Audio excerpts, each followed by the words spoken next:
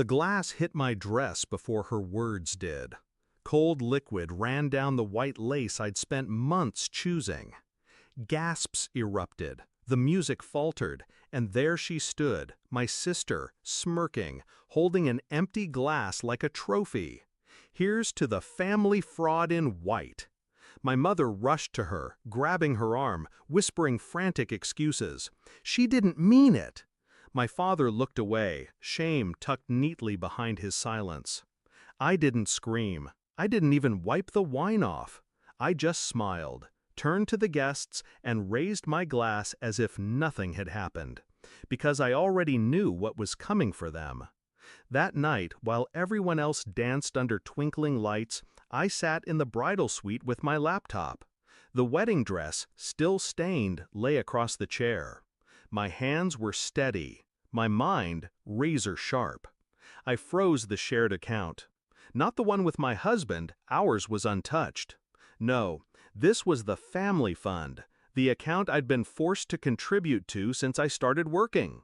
My sister's tuition, my parents' vacations, their endless emergencies, it had all been siphoned from me.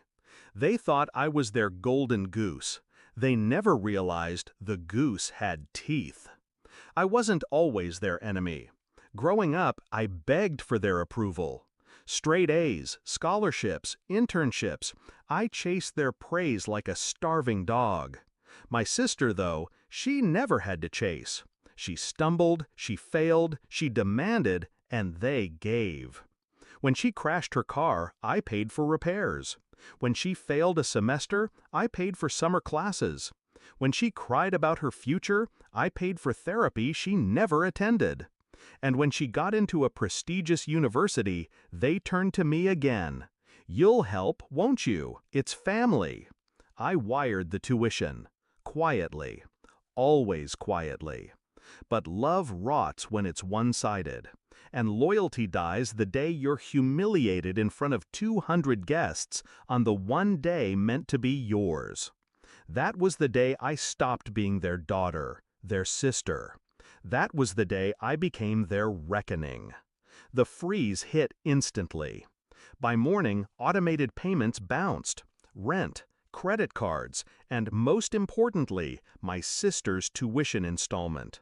At 9:30 a.m., the email landed in her inbox. Enrollment withdrawn. Payment failed.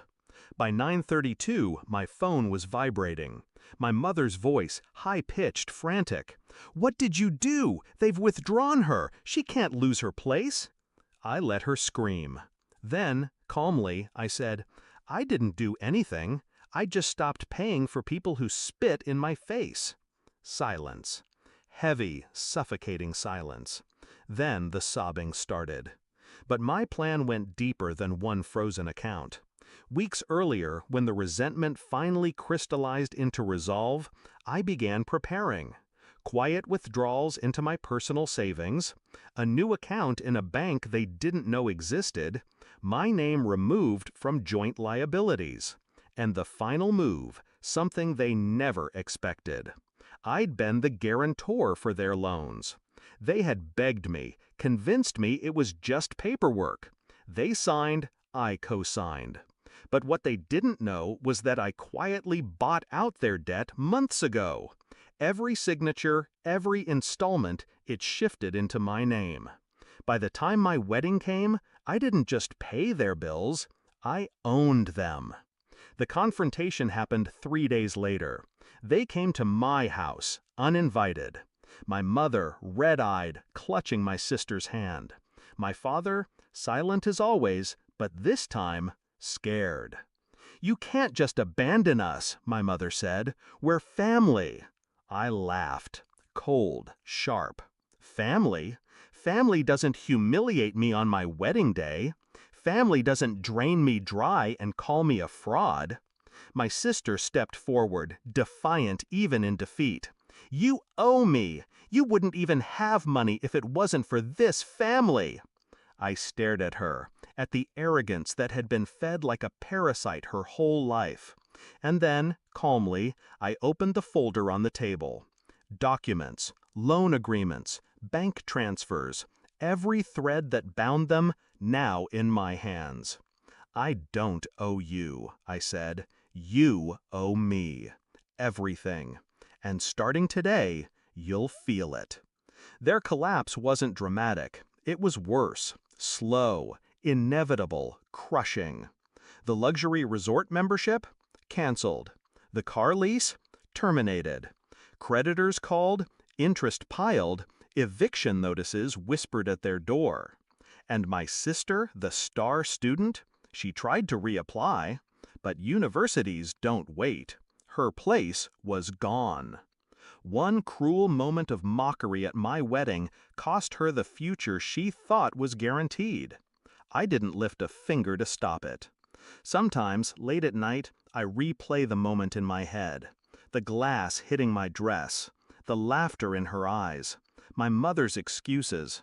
And then I remember the phone call at 9:30 a.m., her voice breaking when she realized the safety net was gone. That was the sound of balance returning. Do I feel guilty? No, I feel free. They taught me my only value was what I could give them. So I taught them what it feels like when the giving stops. They thought